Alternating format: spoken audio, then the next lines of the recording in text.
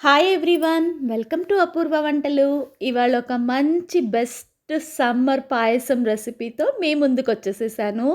ఇదైతే మా ఇంట్లో ఆల్ టైమ్ ఫేవరెట్ అని చెప్పొచ్చు. దీన్ని నేను తాటి ముంజలతో తయారు చేశాను. అవునండి, సమ్మర్లో మనకి ఎక్కువగా తాటి ముంజలు అనేవి లభిస్తాయి. తాటి ముంజల్ని తీసుకోవటం వల్ల చక్కగా బాడీ అనేది కూల్ అవుతుంది. అయితే చల్ల చల్లగా ఏదో ఒకటి కావాలి అని ఇంట్లో వాళ్ళు అడిగినప్పుడు కొంచెం డిఫరెంట్‌గా ఇలా చల్ల చల్లగా తాటి ముంజల పాయసాన్ని తయారు చేసి వడ్డించండి. మీ ఇంటిల్లిపాది దీని టేస్ట్‌కి ఫిదా అయిపోతారు.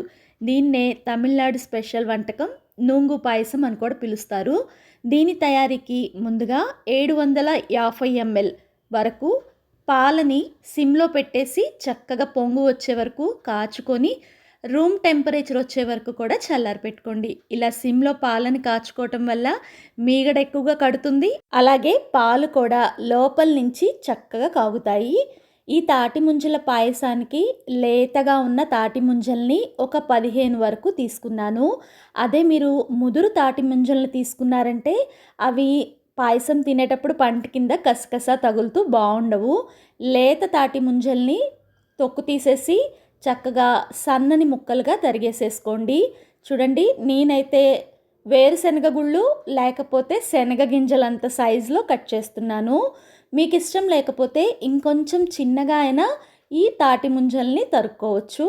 ఇలా రెడీ చేసుకొని పక్కన పెట్టేసుకున్న తర్వాత యాలుకల పొడి కోసం 3 యాలుకల్ని రోట్లో వేసేసి చక్కగా దంచుకోండి.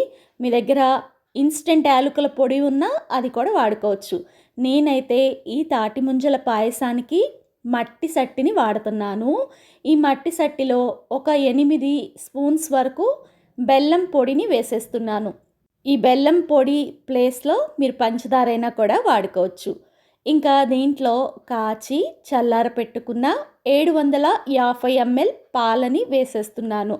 అంటే ఇక్కడ ఒక 3 పెద్ద మంచినీళ్ళ గ్లాసుల వరకు కూడా ఈ పాలు అనేవి వచ్చాయి. బెల్లం పొడి అలాగే పాలు చక్కగా బాగా కలిసే వరకు కూడా గరిటెతో మిక్స్ చేసుకోండి. అలా మిక్స్ చేసుకున్న తర్వాత ఇందాక కట్ చేసి పెట్టుకున్న తాటి ముంజలు ఉన్నాయి కదా, వాటిని కూడా దీంట్లో వేసేసేయండి. అలాగే చక్కగా తురిమి పెట్టుకున్న పిస్తా పౌడర్ని 4 టేబుల్ స్పూన్ల వరకు వేయండి. ఇంకొక 4 టేబుల్ స్పూన్లు బాదాం పౌడర్ని వేసేసేయండి.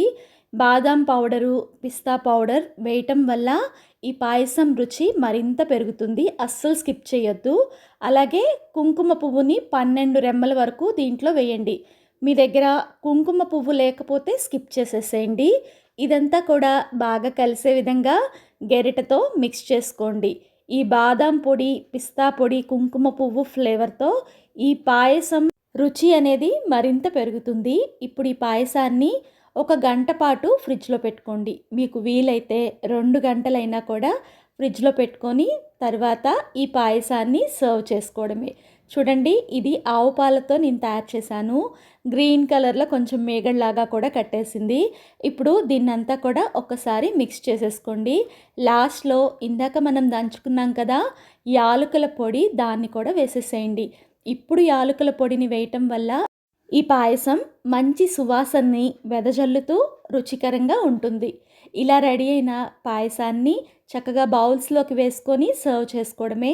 మనము ఒక గంట పాటు ఈ పాయసాన్ని ఫ్రిడ్జ్లో పెట్టుకున్నాం కదా, దానివల్ల తాటి ముంజల్లో ఉన్న ఫ్లేవర్ అంతా కూడా ఈ పాలల్లోకి దిగుతుంది. అలాగే కుంకుమ పువ్వు వేసిన డ్రై ఫ్రూట్స్ ఫ్లేవర్ కూడా ఈ పాలల్లోకి దిగి ఈ పాయసం అనేది మరింత రుచికరంగా ఉంటుంది.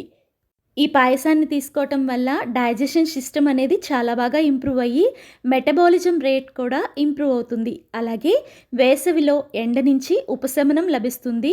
అలాగే శరీరంలోని వేడిని కూడా ఇది చక్కగా తగ్గిస్తుంది. ఇది యాంటీ క్యాన్సర్గా కూడా పనిచేస్తుంది. దీంట్లో ఉండే కాల్షియం వల్ల బోన్స్ కూడా స్ట్రాంగ్ అవుతాయి. మీరు కూడా ఈ హెల్దీ పాయసాన్ని ట్రై చేసి మీకు ఎలా వచ్చిందో కామెంట్ చేయండి. అలాగే ఈ తాటి ముంజల పాయసం వీడియో కనుక మీకు నచ్చితే లైక్ చేసి మీ ఫ్రెండ్స్కి, రిలేటివ్స్కి డెఫినెట్గా షేర్ చేయండి.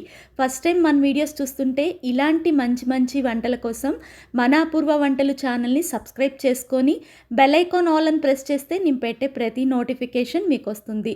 Thank you for watching. ఇంకొక హెల్తీ రెసిపీతో మీ ముందుంటాను.